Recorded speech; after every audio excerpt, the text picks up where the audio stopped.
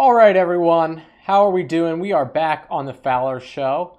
I am the producer of the Richard Fowler Show. My name is Rich Webster. I'm going to be filling in for Richard on this, your policy breakdown this week. Now, the topic that I want to talk about on the policy breakdown this week is something that I think every American should know about, we should be concerned about, and we should be using to the fullest advantage of our people and then some. It's a great piece of oversight, and what that is the FOIA, or the Freedom of Information Act. Now, the FOIA was enacted on July 4th, 1966 and took effect about a year later. And this Freedom of Information Act says that any person has the right, enforceable in court, to obtain access to federal agency records except to the extent that such records are protected from public disclosure by one of these 9 exemptions or by one of 3 special law enforcement record exclusions. These exemptions sometimes are like a statute of limitations on how long something can be classified. Ultimately, I believe almost everything on a long enough scale gets declassified, but it's super important that people are aware about what FOIA is and why it's so important. You submit your request to a federal agency, and then the government does some kind of ruling. The Obama administration, oftentimes FOIA is presided over by the executive branch. And I think that this is absolutely crucial to having an open and free government. Citizens have the right to know what's going on with their government, and the FOIA is sometimes the only way that we hear about things that otherwise would just totally fly under the radar, because you're not going to hear them on the mainstream media, because a lot of times journalists aren't necessarily digging as deep as they could be, when it's oftentimes more important to report the story about a famous celebrity twerking or whatever, partisan bickering has been going on. So I want to talk to you guys about what's been going on with the FOIA recently. Over the last 4 years, we've seen a marked increase in the amount of FOIA requests, which is totally great.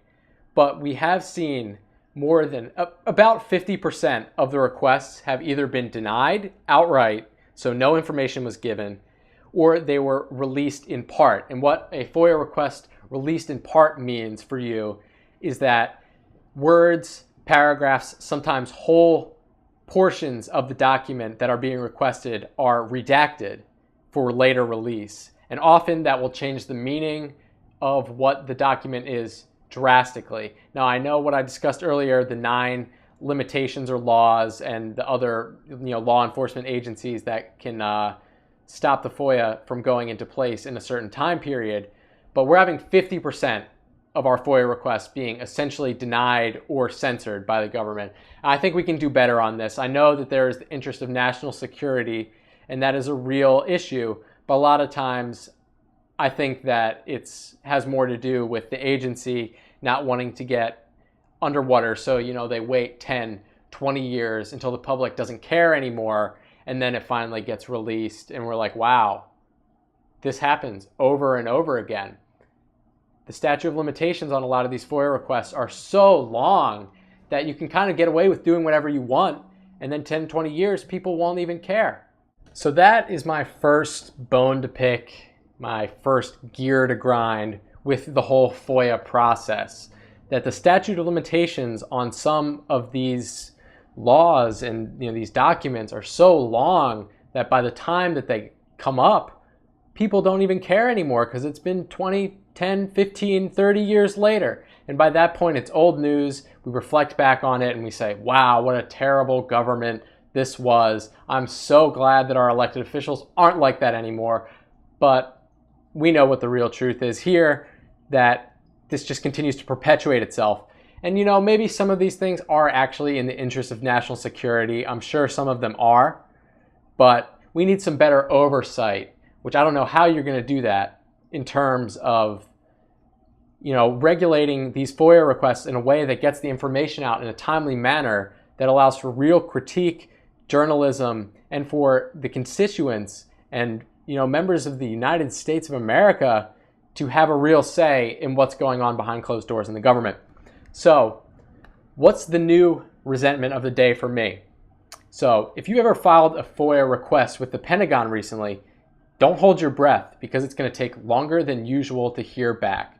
According to Muckrock, the only fax machine, and this is hilarious, how the Pentagon, who is spending millions and billions of dollars on some of the most advanced technology to these defense firms, they're spending so much money, they have one fax machine, literally one fax machine for FOIA requests to come in through.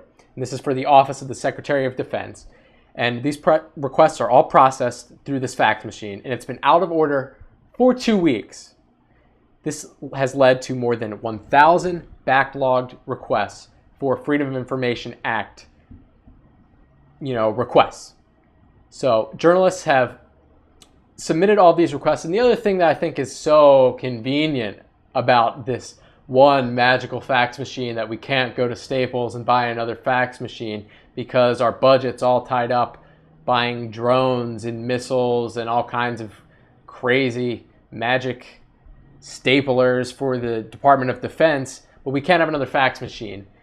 And these requests, for the most part, have been submitted by journalists in light of the NSA scandals that have been coming out. And rightfully so. I think that citizens have a right to know what's going on with their government, especially when it affects them so intimately as these leaks. We've seen that it's not just about terrorists anymore. There's way too broad of a net being cast in terms of gathering these data. And, the fact that we don't have real oversight on this outside of, the court system is totally crazy. So conveniently, the magic fax machine is now broken for FOIA requests. And what that means for you and for journalists is that their spokesman has said that the machine probably won't be back up till sometime in October, but it could extend into November. That sounds like a bad story to me. I'm not going to lie. I think that they're just trying to gather the best way to handle this data, and hopefully by the time November rolls around, the public will have moved on to the next scandal. The midterm election season will be upon us. We'll be debating over some bipartisan debt ceiling crisis, whatever the flavor of the week is for the media. But why the FOIA is so important and why this fax machine needs to be fixed immediately.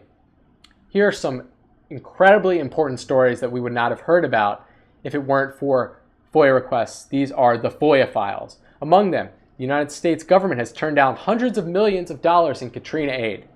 The Pentagon has issued a tip alleging 135 cases of fraud totaling as much as $200 million. Another one, funding shortages hamper cleanup of Superfund hazardous waste sites. 122 levees across the United States are in jeopardy of failing. Multiple reports show systemic failures in keeping millions of veterans and widows of those veterans from getting the benefits that are owed to them. And military tells next of kin's one story about combat deaths, and the documents that came out as a result of these FOIA requests tell a completely different story. And finally, 17,000 bridges have not been inspected on schedule. America, this is important. This is something we should care about. This is why I'm telling you about it. If there's something that you want to know about your government, enter a FOIA request. That is what being an American is all about, and I want to hear more about this. If you have stories about submitting FOIA requests, send them to us on our Twitter @Fowler Show. Don't forget to subscribe to our YouTube page, www.youtube.com/Fowler Show. We're going to be right back after this break. Don't go anywhere.